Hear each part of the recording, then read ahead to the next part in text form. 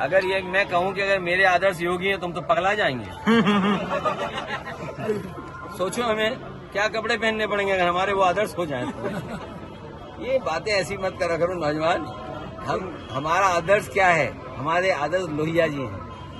हम लोग डॉक्टर भीमराव जी के, अम्बेडकर जी के रास्ते पे चलते हैं। नेताजी ने जो रास्ता दिखाया उस रास्ते पे चल रहे हैं। जनेश मिश्र जी ने हम लोगों को जो सिखा के गए हैं उस रास्ते पे चल रहे हैं हम लोग। तो समाजवादी लोग हैं, विकास खुशहाली चाहते हैं। कन्नौज में रहकर के हम लोगों ने भाईचारे की सुगंध दी है।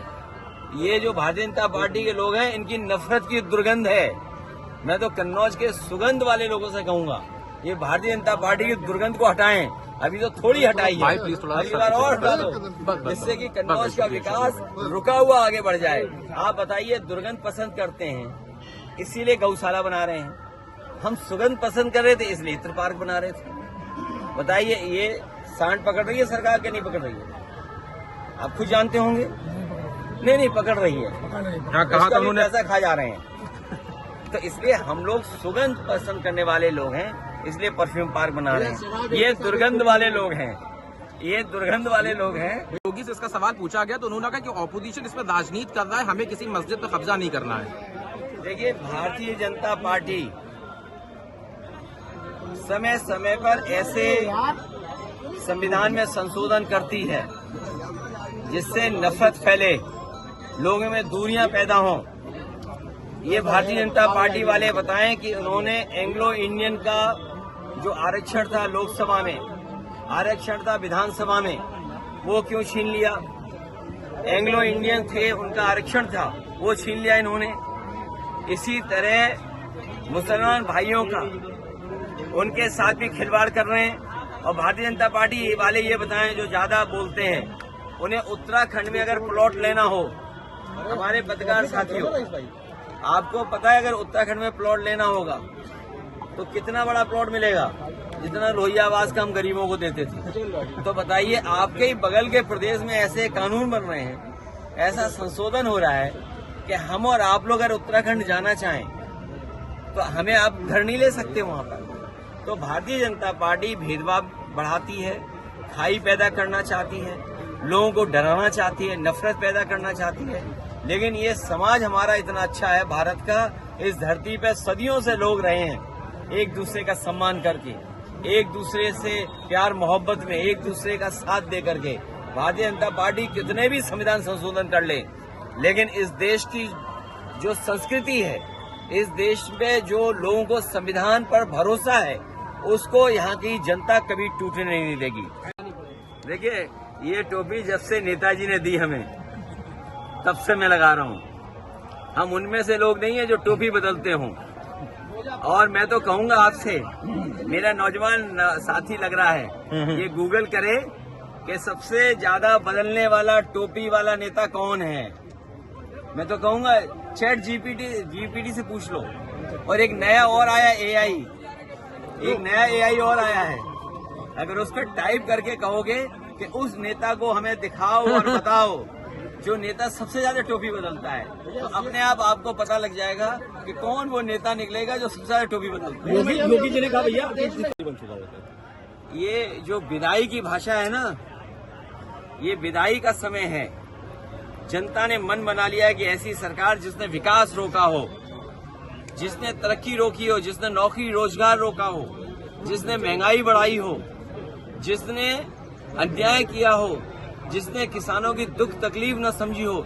सोचिए, आप किसान इस आस में बैठा था कि उसकी आय दोगुनी होगी, किसी की आय दोगुनी नहीं हुई। और सरकार कह रही है कि हमने पर व्यक्ति आय बढ़ा दी।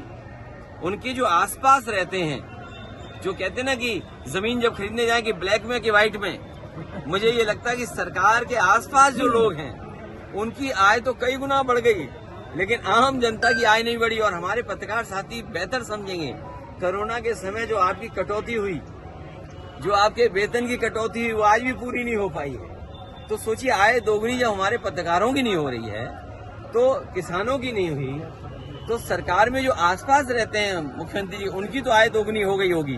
क्योंकि कभी 50 करोड़ रुपया पकड़ा जा रहा है, कभी आईएएस पे ये आरोप लग रहा है कि कि तुमने वसूली ज्यादा कर ली, वो वसूली का सवाल नहीं था। वो जो बंटवारे में झगड़ा होता है, अमूमन हम देखते हैं कि झगड़ा तब होता है जब बंटवारा ठीक से न हो। ये बंटवारा जो ठीक से नहीं हुआ, उसकी वजह से ये झगड़ा दिखाई दे रहा है। उन्होंने भी एक वो लिखा उत्तर प्रदेश के 8 साल के बारे में, क्योंकि कन्नौज ये क्षेत्र है, कन्नौज की जनता ने कन्नौज के विकास के लिए वोट दिया है। मैं कन्नौज की जनता को एक बार फिर भरोसा दिलाता हूं, ये जो 8 साल काटे हैं, ये जो 8 साल कटे हैं, इसने विकास से कन्नौज को काट दिया। ये जो 8 साल की उपलब्धि गिना बता रहे हैं, इतनी लूट, इतना भ्रष्टाचार कभी नहीं हुआ कि जब 8 साल पूरे हुए तो उत्तर प्रदेश की पुलिस को ही अपने आईएएस को पकड़ने के लिए भेजना पड़ रहा है, उसके खिलाफ एफआईआर लगानी पड़ रही है। ये देश के पहला इतिहास होगा जहां सरकार अपनी उपलब्धि और विकास की खुशी मना रही हो, वहीं एक आईएएस अधिकारी अंडरग्राउंड हो गया हो। और पहली सरकार है जिसके विधायक खुल के कह रहे हैं हमें बदलाव चाहिए, और एक विधायक तो जो बिल्कुल दिल्ली के करीब हैं, वो कह रहे हैं कि अगर अधिकारियों ने माँ का दूध नहीं, कुछ और बताया उन्होंने कि दूध पिया हो, क्योंकि हमारे जो आम जनभाषा में यही कुछ इस तरह की बात रहती है। अब मुझे नहीं समझ में आ रहा कि वो विधायक किस तरह की चेतावनी दे रहे थे। लेकिन सोचिए, एक विधायक ये आरोप लगा रहे हो कि भ्रष्टाचार है, बेईमानी है। दूसरा विधायक और आगे जा रहा है, वो कह रहा है कि हमारे बाबा जी को अब जरूरत नहीं उत्तर प्रदेश की, उन्हें यहाँ से तो उत्तर प्रदेश से भेज देना चाहिए। तो सोचिए, विधायक ही ये बात कह रहे हैं। और एक विधायक का मैंने अभी वीडियो सुना है बस्ती के, वो कह रहे थे कि इतना भ्रष्टाचार पुलिस का कभी नहीं देखा जितना उन्हें देखने को मिल रहा है। लूट मची हुई सरकार में, सोचिए, तहसील थाने की लूट, जिससे आम जनता को तकलीफ और परेशानी है। इसलिए जो 8 साल का नारा दे रहे हैं, इनके सामने इतने सवाल हैं जिसका वो जवाब नहीं देना चाहते, तभी प्रेस के लोगों से बात ही नहीं करते हैं। प्रेस के लोग सवाल पूछना चाहें तो प्रेस के किसी भी सवाल का सरकार जवाब नहीं देना चाहती है। मैं अपने प्रेस के लोगों का धन्यवाद देना चाहता हूँ। हेलो, लाइव फ्रेम मिल रहा है, जहाँ कन्नौज की धरती पर जी इतना पवित्र आयोजन हो रहा है, ये हमारे वैदिक परंपराओं से जोड़ने के लिए हमारे महाराज रामदास जी और उनके साथ बहुत ही प्रतिष्ठित और हमारे सम्मानित आदरणीय करुणा शंकर जी, और इनके साथ बड़ी संख्या में जो साधु संत और हमारी वैदिक परंपराओं पर और जो हमारी पौराणिक परंपराओं हैं, जिनका इस पवित्र धरती पर आयोजन कर रहे हैं, हमें उम्मीद है कि माई का इनके माध्यम से आशीर्वाद पूरे कन्नौज के लोगों को, पूरे प्रदेश के और देश के लोगों को आशीर्वाद के साथ साथ उनके जीवन का कल्याण भी होगा, उनको एक अच्छे रास्ते पे और धार्मिक रास्ते पे चलने का यहाँ से आशीर्वाद भी मिलेगा। भैया मैं आदरणीय रामदास जी महाराज और हमारे पूजनीय आदरणीय करुणा शंकर जी बहुत पुराने हैं। मुझे याद है कि जब मेरा पहला चुनाव था, उस समय भी इन्होंने जो पूजा और पूजा से संबंधित जो कार्यक्रम होते हैं, इन्होंने कराए थे, और उसका परिणाम ये हुआ था कि उस समय भी आशीर्वाद मिला था।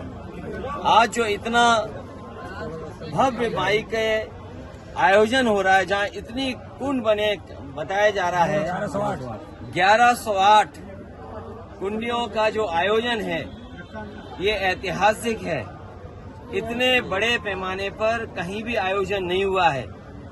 हमें पूरा भरोसा है कि माई यहाँ की जनता का कल्याण करेगी, उनके भविष्य को बेहतर करेगी, उनके जीवन में खुशियाँ, उनके जीवन में स्वास्थ्य और स्वस्थ जीवन होगा, ये कामना हम सब लोग कर रहे हैं इनके बाद। सर,